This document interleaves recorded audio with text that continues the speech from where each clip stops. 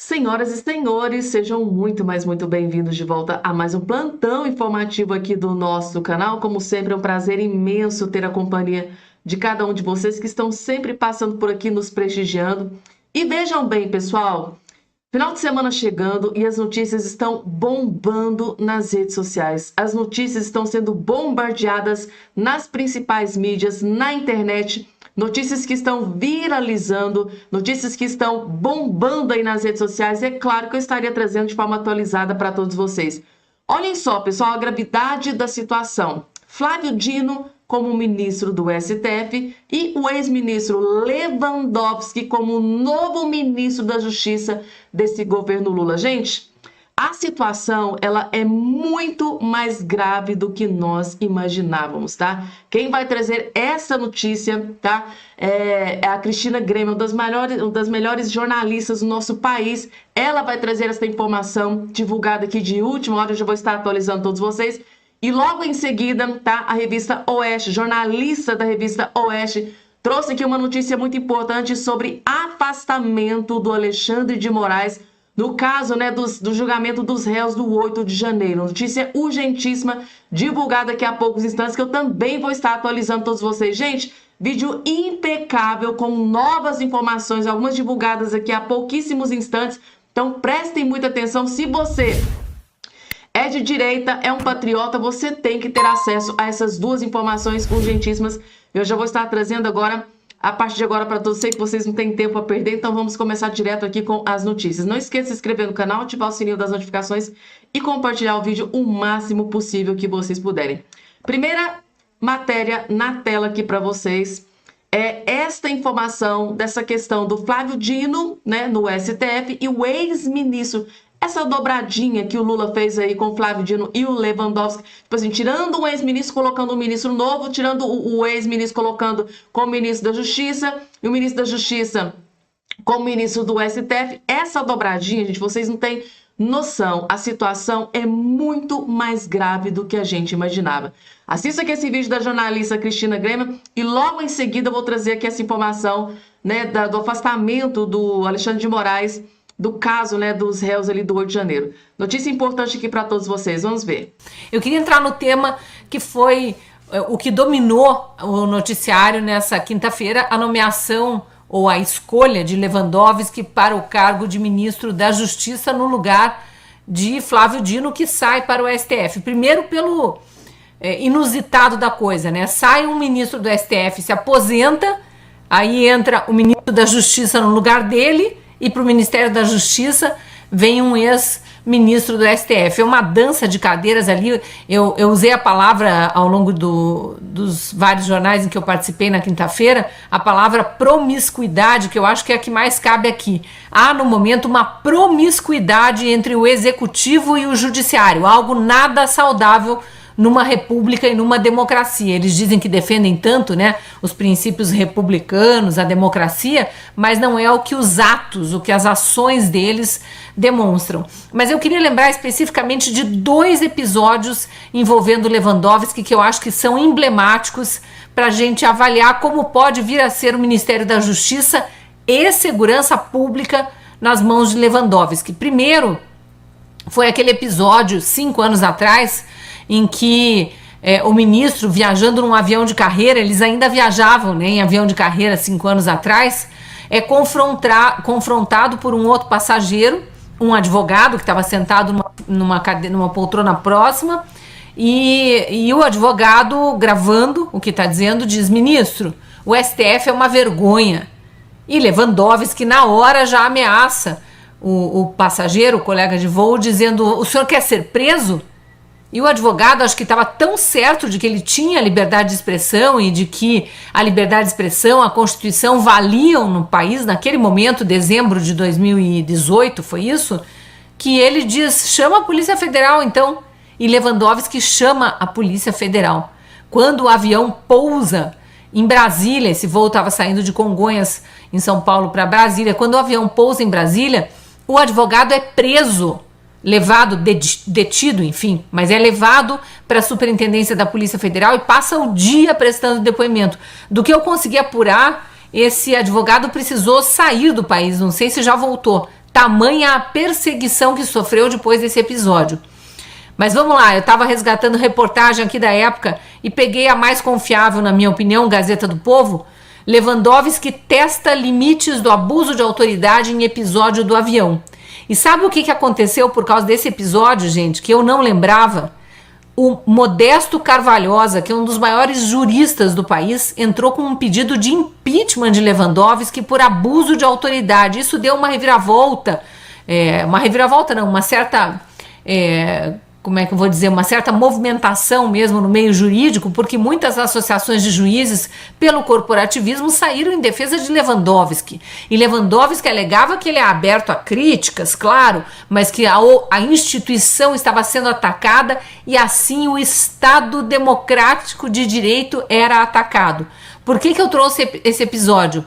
Para a gente lembrar aonde começou o ataque de fato ao Estado democrático de direito. Já tinha, na verdade, começado antes, em 2016, 2 anos antes desse episódio, quando o próprio Lewandowski fatia a Constituição lá no julgamento do impeachment da Dilma, e embora o Congresso Nacional tenha aprovado por maioria para que ela perdesse o cargo por conta da irresponsabilidade fiscal, por ter cometido crime de irresponsabilidade fiscal com as pedaladas fiscais, o Lewandowski mantém os direitos políticos da Dilma.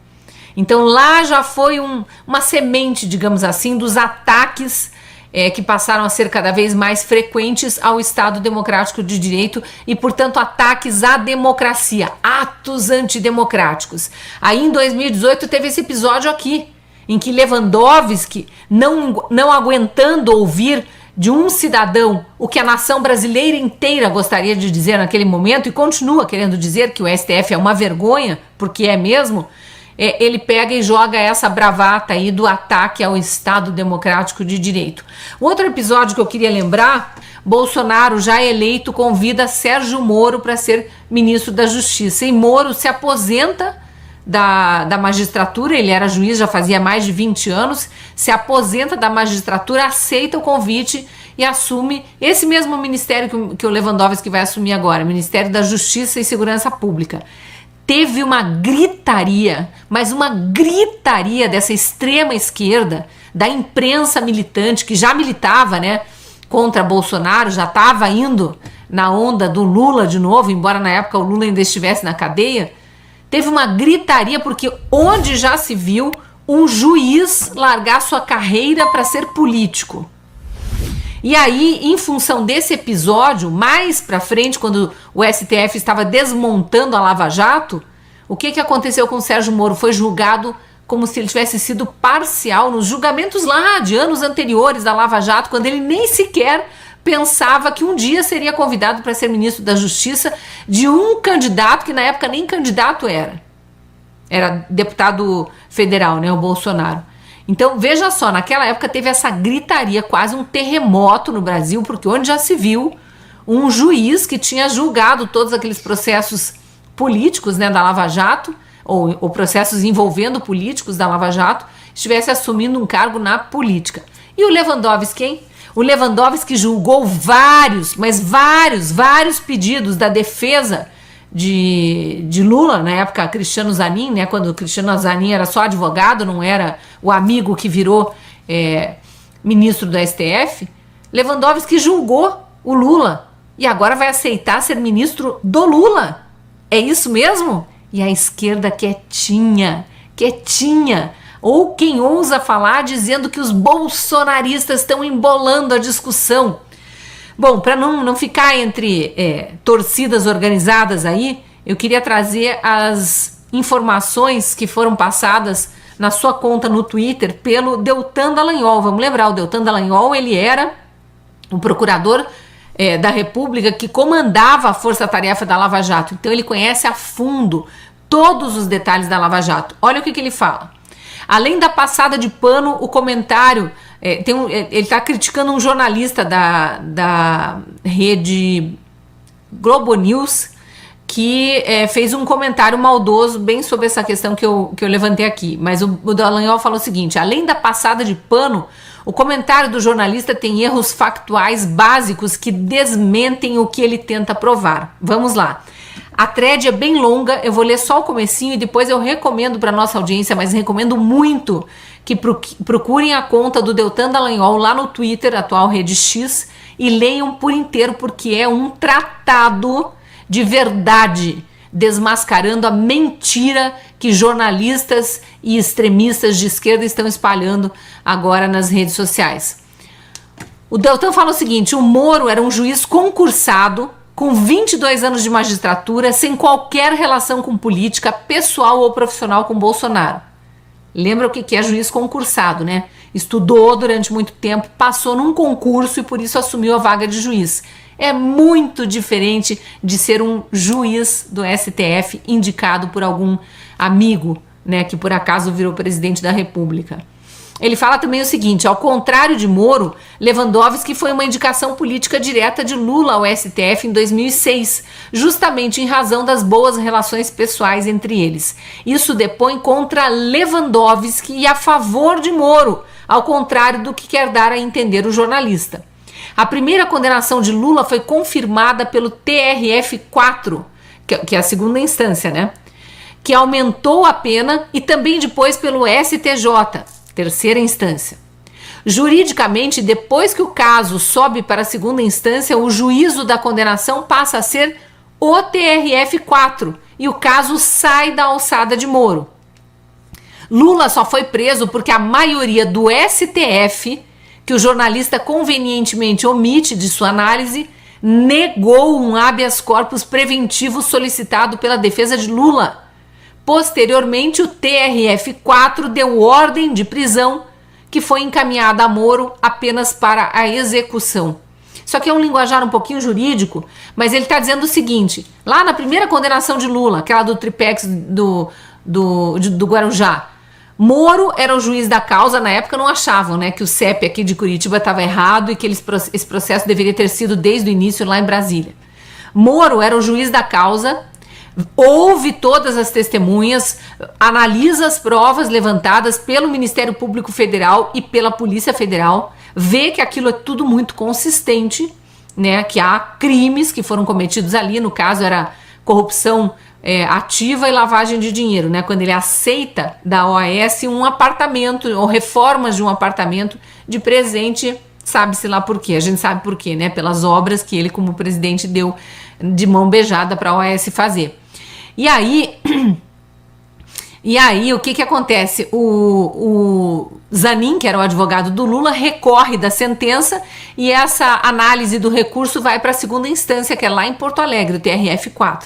Os juízes de Porto Alegre olham o processo todo, veem que ele é muito consistente, aumentam a pena e, como foi condenado em segunda instância e na época valia prisão após condenação em segunda instância, mandam o Moro prender.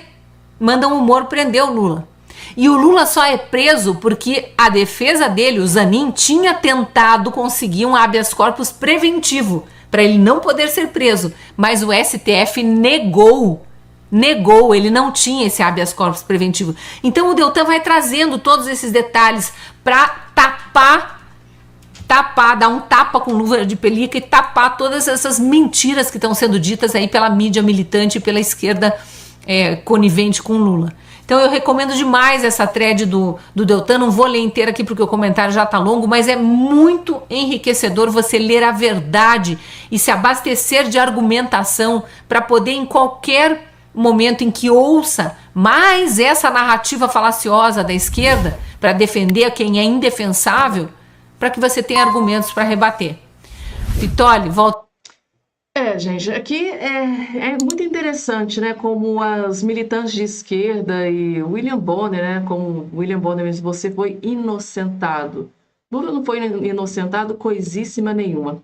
Agora a questão do Lewandowski, né, vou tecer um comentário aqui bem breve antes de colocar aqui o vídeo da questão do Alexandre de Moraes, é o seguinte: a gente sabe que na Constituição, ali diz que todo poder emana do povo. Certo, até aí ninguém diz o contrário. Aí, dentro de um avião, tem um ministro do STF, o Lewandowski, e do outro lado um cidadão. Não vou nem mencionar o caso dele ser um advogado que aqui não mudaria nada se fosse um simples cidadão sem nenhuma profissão. Aí este cidadão ele diz que o STF é uma vergonha. É apenas um posicionamento, né? É a liberdade de expressão que está ali na Constituição Federal. Aí, a pergunta que fica é, o poder não é mano do povo? Não é esse cidadão que paga o salário do ministro Lewandowski, aí o Lewandowski vai dar voz de prisão para o seu patrão, que é o povo. Este advogado, esse cidadão que estava ali do outro lado na poltrona, juntamente com o Lewandowski, ele é um cidadão que paga seu imposto, que automaticamente paga o salário do Lewandowski. Ele é o patrão do ministro Lewandowski. Aí ele vai e dá voz de prisão para o seu patrão. Esses ministros do STF, eles atropelam a Constituição Federal, eles dizem ali uma frase, atentado contra a democracia. Gente, que atentado esse cidadão cometeu contra o Lewandowski apenas por dizer ali a sua opinião com relação ao STF, de que era uma vergonha o STF naquele momento. É lamentável, mas é isso que temos para hoje. Agora, outra informação aqui na tela para vocês, com relação ao afastamento, né, do ministro Alexandre de Moraes, do caso, né, do julgamento dos réus do 8 de janeiro, né, do caso lá do 8 de janeiro. Preste atenção, porque a revista Oeste teve acesso aqui a uma entrevista. Na verdade, foi um vídeo que o ex-desembargador Sebastião Coelho publicou nas redes sociais, e os jornalistas, né, que têm total autonomia para falar sobre o assunto, estão aqui tecendo aqui alguns comentários se o Moraes pode ser ou não afastado de fato, né, do julgamento dos réus pelos atos do 8 de janeiro. Vamos ver aqui o que diz aqui os especialistas do caso. Transmissão ao vivo na internet, o desembargador aposentado Sebastião Coelho criticou os discursos dos chefes dos três poderes durante o evento Democracia Inabalada. O título da solenidade foi Democracia Inabalada. O melhor título seria O Dia da Mentira. Sim, porque lá foram tratar de uma tentativa de golpe de Estado que não existiu. O governo atual e o seu sócio, o Supremo Tribunal Federal, não querem a paz para o nosso país. Eles não querem a pacificação da nação. Eles apostam na divisão, na vingança e no revanchismo. Nesse dia da mentira, por evidente, eles não falaram da morte do Clesão, na penitenciária da Papu de Brasília. Não fizeram porque são responsáveis por aquela morte. Após ouvir tudo aquilo, eu tenho uma clara percepção do futuro. Eles querem a censura. E a censura é o carro-chefe de todas as ditaduras. Porque, impondo a censura, podem proferir as decisões abusivas, podem gastar o dinheiro dos contribuintes sem qualquer controle e deixa a coletividade sem possibilidade de comunicação. Sebastião Coelho, que advogou para o primeiro réu julgado pelo 8 de janeiro, também disse esperar que o ministro do Supremo, Alexandre de Moraes, deixe a relatoria do processo. O desembargador aposentado colocou em dúvida as revelações de Moraes sobre os supostos planos para matá-lo. Abre aspas. O senhor só pode ser enforcado por sua própria língua, pelo que o senhor fala toda hora. O senhor vai apertando a corda no seu pescoço pelo que o senhor fala todos os dias. Isso pode acontecer. Agora, pelas pessoas, duvido. Isso tem que ter consequência no âmbito institucional, no âmbito político. Se essa afirmação não for verdadeira, o ministro perde toda a credibilidade, fecha aspas, então, para o desembargador aposentado Sebastião Coelho, Adalberto Piotto. Vamos reforçar aqui mais uma vez, o ministro Alexandre de Moraes concede uma entrevista na semana passada a 2 veículos de comunicação, diz que haveria não um, mas 3 planos para sequestrá-lo, matá-lo e enforcá-lo, inclusive pelos manifestantes em Brasília, mas não identifica autores nem mostra provas. Além disso, temos o caso das imagens do aeroporto de Roma. Ele disse que houve uma agressão ao filho dele, mas até hoje essas imagens ainda não foram disponibilizadas, ainda não foram reveladas. Ou seja, são declarações sem provas até agora. Numa dessas 3 tentativas envolve, inclusive, em tese, na opinião, na descrição, na frase do ministro Alexandre, um grupo de elite das Forças Armadas que viria de Goiânia, se não me engano, do Exército. Ele está acusando um órgão de Estado de que teria ou estaria dentro deste plano. O comandante do Exército estava lá ontem no evento. Bom, deu para perceber a ênfase do aplauso. Aliás, não só dos comandantes das Forças Armadas, acho que estava ali o ministro da Defesa, né? O comandante das 3 forças e também do Estado-Maior. Não somente deles, não. Muita gente ali estava aplaudindo por meramente, digamos, educação. Fato é que o doutor Sebastião Coelho, que é dessas vozes às quais a democracia jamais pode abrir mão, infelizmente o temos e temos ele dizendo o que diz, com ênfase e conhecimento no direito. Ele está dizendo claramente também que o ministro não pode ficar à frente dos processos, porque se vítima é, como ele pode julgar, que é uma denúncia que já se faz há muito tempo, desde quando começou, por exemplo, o Supremo a reclamar, colocar o mundo, como qualquer coisa que se falasse do Supremo, no mundo poderia ser julgado dentro do Supremo pelo próprio Supremo, sem, obviamente, todo o devido processo legal de ter o Ministério Público como acusador, ampla defesa e tudo mais. A gente está precisando de um Sebastião Coelho dentro do Congresso Nacional. Não que não haja parlamentares que estejam fazendo isso, mas há notoriamente um receio ainda dos parlamentares em que pese o esforço da oposição, e eu não vou diminuir o esforço, e entendo o momento pelo qual passa o país, mas é preciso aumentar a temperatura neste caso, aumentar a ênfase com que se defende, por exemplo, o Congresso Nacional. Seria ideal que isso viesse, por exemplo, do presidente do Congresso. Ele tem prerrogativa como presidente de um dos poderes ali, dos 3 poderes divididos na Constituição. Mas não sei se Rodrigo Pacheco o fará, não parece ser o estilo dele, mas deveria fazer por força do cargo que ocupa. Cargos na República, eles têm ônus e bônus. Os bônus são todos os que a gente conhece, mas eu diria que isso inclusive é um privilégio de poder defender um poder. Não é um ônus, um peso, não, é um privilégio. Poderia vir também de Arthur Lira, de alguma maneira.